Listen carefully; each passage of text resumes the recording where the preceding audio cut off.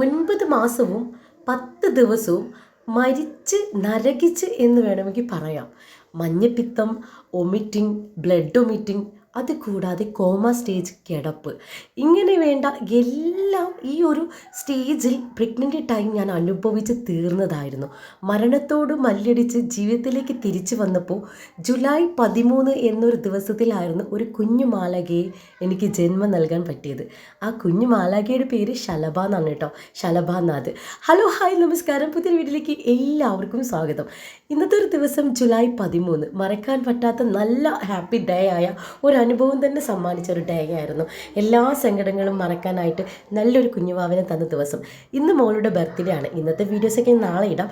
ഇന്നലെ അതിനുള്ള ഒരുക്കായിരുന്നു കേട്ടോ. ഞങ്ങൾ കേക്കൊക്കെ ഓർഡർ ചെയ്യാൻ പോയി. അതിനുശേഷം ഏട്ടൻ്റെ സ്റ്റുഡൻറ്റ് വന്നിട്ടുണ്ടായിരുന്നു. അവർക്ക് വേണ്ട ചായയൊക്കെ വെച്ച് കൊടുത്തു.